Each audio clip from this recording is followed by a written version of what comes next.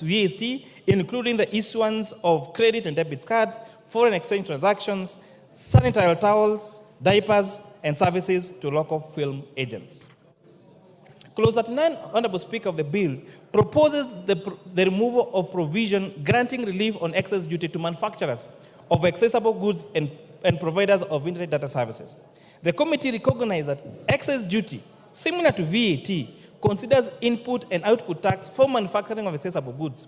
Removing, therefore, Section 14 of the excess duty would prevent manufacturers from deducting excess duty, thereby potentially raising production costs and necessarily leading to higher prices to consumers. This deletion aims to safeguard Kenyans from increased prices of essential commodities. Honorable Speaker, it is East African community practice that excess duty on inputs become a tax allowable expense to manufacturers.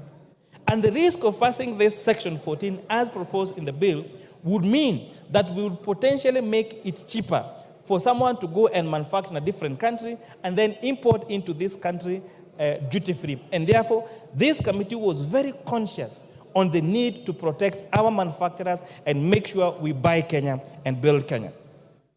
Clause 39 proposes the removal of the provision granting relief on excess duty on accessible goods. I have explained that. Clause 42, Honorable Speaker, addresses excess duty on goods where the committee is guided by the following principal criteria: exempting goods from locally manufactured goods, exempting products to prevent increases in consumer prices, improving the administration of excess duty for ease. Based on this principle, therefore, the committee recommends the following: exempting vegetable oils, fertilized eggs, and clinker from excess duty. Honorable Speaker, I would like to explain what the difference is between these eggs. We have what we call table eggs. Table eggs is ready-to-eat eggs that we eat here at our restaurant or our homes. We have incubated eggs of what we call fertilized eggs. These are eggs that are ready to hatch. These are the ones that give us, for example, the one-day-old chicks. Honorable Speaker, as a poultry farmer myself, I attempted, when I was buying my one-day-old chicks, I was told that I needed to wait for 4 months before I got the one-day-old chicks, Honorable Speaker. This means that there is a great, the supply of fertilized eggs in this country is much lower than that of table eggs. However, we need to protect our eggs from imported eggs from other markets.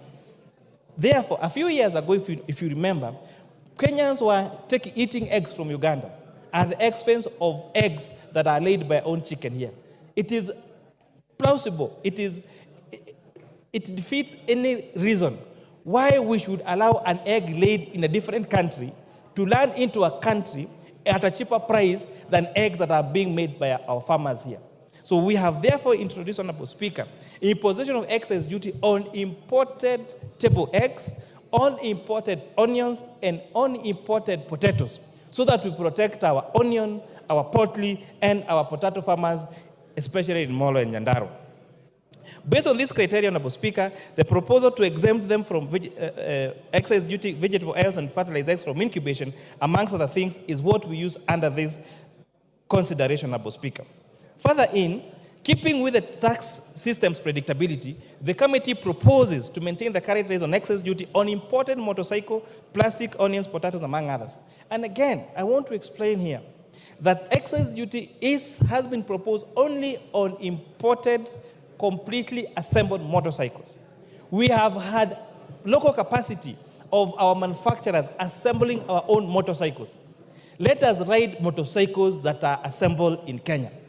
When we export these jobs to China, when we import these completely locally assembled goods from China, it means three things. One, we are exporting our jobs to another country. Two, we are eroding our foreign exchange, because once we do those importation of those goods, we have to use our dollars. And that is where it took us last year with the deterioration of our Kenya shillings going to as low as 167 shillings, Honorable Speaker. Three, we are certain of the quality of that particular product, because you can go to that plant, you can go to that factory and ascertain the quality of those, Speaker. In addition to creating employment to our young men and women in this country. With this regards, Honorable Speaker, to excise duty in services, the committee was guided by the need to keep the consumer prices for certain services low and then to ensure stability in terms of the rate of excise duty. Based on these criteria, the committee proposes to maintain the prevailing rate on money transfer services by banks and financial institutions and money transfer services by several fund providers. Honorable Speaker, you've heard the popular tuma na ya kutoa. So we want to make sure that that tuma na ya kutoa is not increased so that we retain the current rates that is on our cellular mobile transfer services.